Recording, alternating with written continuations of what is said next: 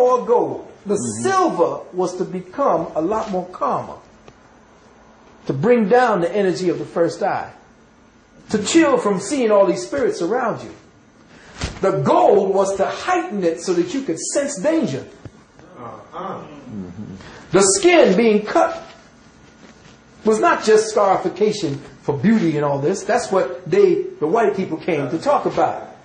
The scarification was science, because where the Africans had to run during the times of turmoil and war into places that would not be habitable by humans. Because see, the part of Western Africa was not supposed to have been inhabited by any man.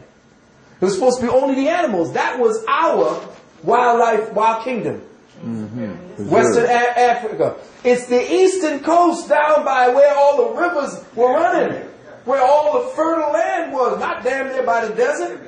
That was where all the animals were, the Serengeti, all that. That's where the animals roam. But when we had to run into these crazy environments, they knew, because they were the first scientists, that they had to scar themselves in order to create more blood cells and thus attract more oxygen so that they could breathe in an atmosphere that no white man could have breathed in. So that's it. I got that. All right.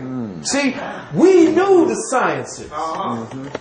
You see, we knew the sciences. So the scarification was a way to survive within that environment. And did not the Creator sickle ourselves so that we could live inside of that environment? You see, so there's no accident to us as a people, no matter where we went on this planet, as peoples of color, no matter if we call ourselves Native Americans or Yamasee. All of us were of the melanated hue, and the original Native American looked like y'all. The one with the invasion of the Asian coming over the Northern Bridge, that's when he started looking like Cochise. You know that in Chicago, right now in Chicago, there's evidence of an underground civilization where a queen once ruled a tribe up there that was at war with a king in Kemet. And that right now, down in all of those little valleyways and estuaries down by what do you call it, Grand Canyon, they got coffins with pharaohs in there. And the native people there don't show it to everybody. They only bring the brothers and sisters down there to see these places. Your DNA is the map. Now, you notice as we went farther and farther west, or we went farther and farther north, we had only the 6 DNA series. But as we stay south, not only is it down there, but if you see down here by Australia, you can see it over in Australian peoples. And the people in Papua New Guinea, on those places that there, what's the name of that place where they shot the Lord of the Rings? New Zealand. All along that area right there where white people are now inhabiting, their consciousness quotient have gone up. Oh, it has? Oh, yes. They have a higher consciousness ever since they interfaced with black peoples. They're away from the magnetic energy. Yeah, well, they're away from that entropic energy. You see. So now you're going to look below here. This is what they're saying. This is where the whole pool for them. Beware. This is all the murder. Now you know it was down here. Where was it? It was not in Uganda, because in Uganda there's a madness going on there. Where was it that they had the Tutsi and the Hutu slaughter going on? In Rwanda. Yes. Well, that's when they began carting up African bodies and melting them down for the melanin. You saw when they were bulldozing hundreds of thousands of bodies. Where did all their bodies went? They went into a vat and they were cooked. And they were brought down to their molecular structure and studied. And all of that went into the melanin and all that material, the fat and all of that went into the foods and all of your medicinals and all of your makeup and all that shit. And people are, well, what happened to, well, nobody, is anybody made a memorial for the bodies of the people slaughtered in the Rwandan massacre? Where are all the bodies? They say they're in mass graves. Well, show me the mass graves. See, nobody's listening and nobody's paying attention. Well, how many people already have died in Darfur? I mean, that's what I'm saying. They're saying already it was like millions of people. It's harvest time. It It's harvest time because black people are essentially the pool consciousness for the human strain on this planet. Yes, brother. Now that melon that they boil up together, they find some way of infusing it into white folks? Well, this is what's going into the medicinals. This is what's going into your cream that is sun blocking and all that type of stuff. Yes, the trellis cream. Yeah. Yeah, they call it leucoderm. Yeah, whatever it is. Yeah, leucoderm, right. Yeah, leuco is what? White. White, yeah. You know? Yeah. Did Gregory say that that has something to do with the child murderings in Georgia? Well, that was an interesting Some kind thing. of experiment? Yes, that was something interesting that happened that never really got to the surface. They were using, particularly, boys of Haitian descent.